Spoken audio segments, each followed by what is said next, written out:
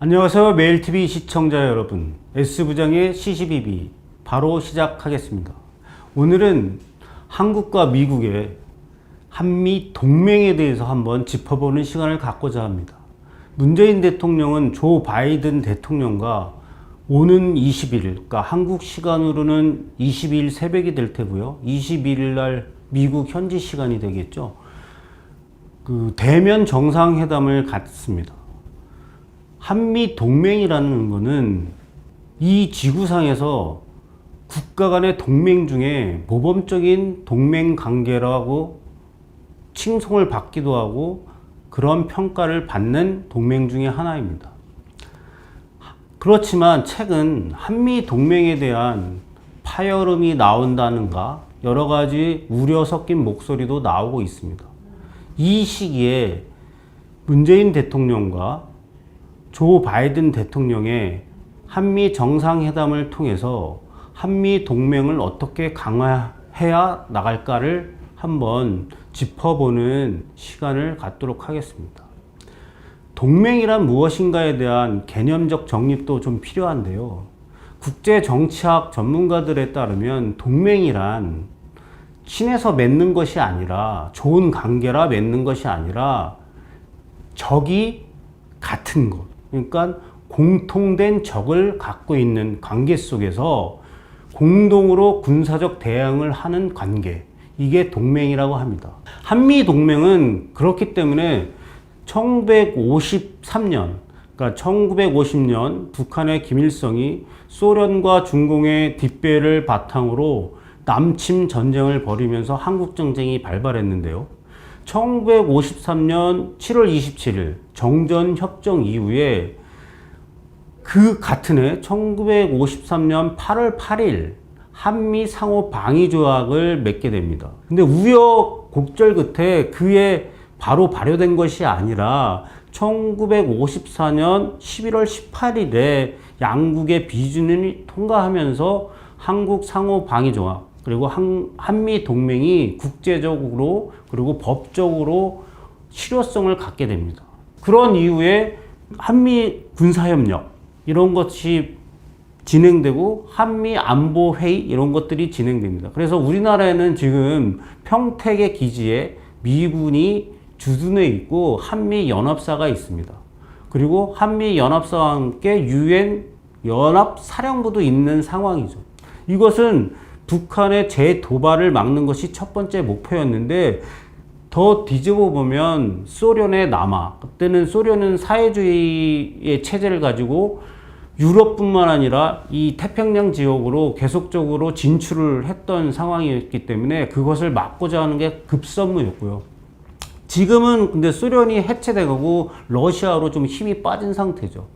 그 이후에 미국을 대항해서 부상하고 있는 나라가 다름 아닌 중국입니다. 이렇기 때문에 미국은 중국에 대항하기 위해서 군사적 안보 협의체인 일본을 포함해서 호주, 인도, 그리고 한국가가 빠졌죠. 미국입니다. 이게 4개 국가가 참여하는 안보 회의체인 쿼드라는 것을 진행하고 있습니다.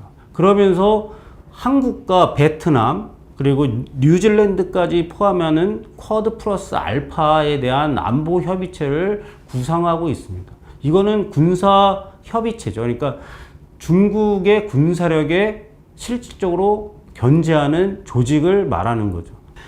지난해 코로나19 전염병이 전 세계로 퍼져나가면서 상당한 많은 국가들이 피해를 입었는데요. 여기에 따라서 백신에 대한 문제라든가 그리고 코로나19를 완전 정복시키기 위한 전 세계적인 의학적인 백신이 중심이 되겠죠. 치료제뿐만 아니라 이러한 것들에 대한 논의도 펼쳐지고 있는 게 사실입니다.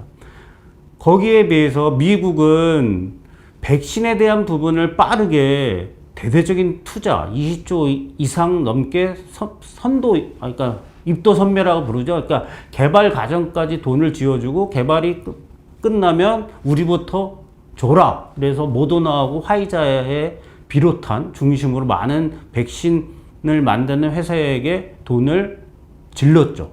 그러면서 성공을 했습니다. 그런데 우리나라는 K방역이라는 이름 아래 백신의 도입을 좀 지켜보자는 주의 주장이 강해서 지금도 아직도 백신 도입이 원활하지 않은 것이 사실입니다. 그럼 그 접종률만 봐도 그렇죠. 미국은 1차 접종률이 한 60%가 넘을 겁니다. 우리는 약 10%도 안 되는 게 사실이고요. 그래서 문재인 대통령과 바이든 대통령이 이번 한미 정상회담에서 미국은 중국을 견제하기 위한 군사력에 대한 뿐만 아니라 중국 제조 2025, 그러니까 중국이 2025년도에 자립적 기술로 제조 기반을 구축하겠다는 목표를 세우고 있는데 거기에 첨단 산업의 핵심인 반도체가 되게 중요한 겁니다. 근데 우리나라는 삼성전자를 비롯한 SK 하이닉스가 반도체, 특히 메모리 부분에서는 글로벌 1위를 차지하고 있죠. 그렇기 때문에 미국은 중국 제조 2025뿐만 아니라 반도체 굴기를 그러니까 싹부터 자르겠다. 그래서 재작년부터 대표적인 화웨이를 압박하고 있고 또한 그 관련된 반도체 회사들에 대한 부분도 압박을 가하고 있습니다. 이런 가운데 저희 대한민국도 반도체 강국이지만 중국과의 여러 경제 교류 이것 때문에 고민이 많은 것이 사실입니다. 근데 미국은 좀 압박을 가하고 있는 거죠.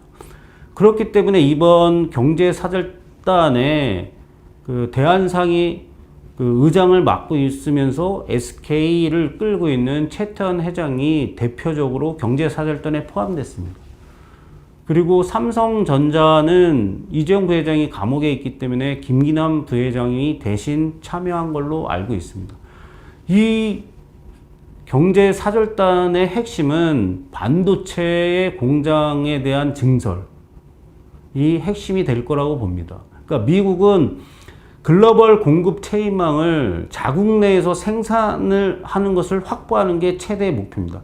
마찬가지로 중국도 그렇겠지만 중국에 투자하는 것을 좀 막으면서 미국 현지에 공장을 짓기를 바라는 거죠. 또 한편으로는 바이든 정부가 내세우는 그린 뉴딜, 여기에 핵심이 이제 전기 자동차가 핵심인데요. 전기 자동차에는 배터리가 있지 않습니까? 배터리의 강국은 다름 아닌 한국의 SK 이노베이션을 비롯해서 LG 에너지 솔루션, 삼성 SDI가 있습니다. 세 개의 기업이 상당한 위력을 갖고 있고 또한 저력도 있고 기술력도 있습니다. 이 세 개의 회사들은 미국의 자동차 회사들과 협력 업체를 통한 생산 배터리를 미국 현지에 짓거나 아니면 개인 사업자로서의 배터리 공장을 증설하고 있습니다. 이러한 것이 경제적으로는 경제 협력의 핵심 사안입니다. 반도체와 전기차 배터리. 거기에 우리나라는 일정도 경쟁력을 갖고 있는 기업들이 있는 거죠. 그렇기 때문에 미국이 중국과의 패권 경쟁에서 대한민국을 자기 편으로 끌어들이기 위한 노력들을 펼치고 있는 게 사실이고 중국은 이러한 것을 좀 약화시키는 게 목적일 수 있겠죠. 뭐 겉으로는 그렇다고 내세우지는 않겠지만. 그러나 한미 동맹은 1954년에 이루어진 것입니다. 앞서 말씀드렸듯이 동맹이란 것은 적이 같은 겁니다. 그러니까 북한이라는 작은 나라가 아니라 미국은 적을 명시할 때 러시아와 중국을 제시하고 있습니다.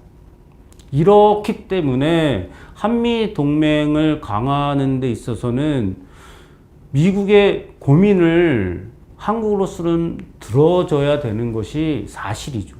이런 가운데 한국은 좀 애매모호한 입장을 취하는 경우도 좀 나타났지만 이번에 우리나라에 전파되고 있는 코로나19의 종식을 위해서라도 백신의 조기 도입을 위해서 이 지렛대로 반도체와 전기차 배터리에 대한 것을 미국과의 신뢰를 구축하면서 우리 한국민을 위해서 백신을 조기 도입하는 것을 이번 정상회담을 통해서 더욱 확정지었으면 하는 것이 S부장의 바람입니다.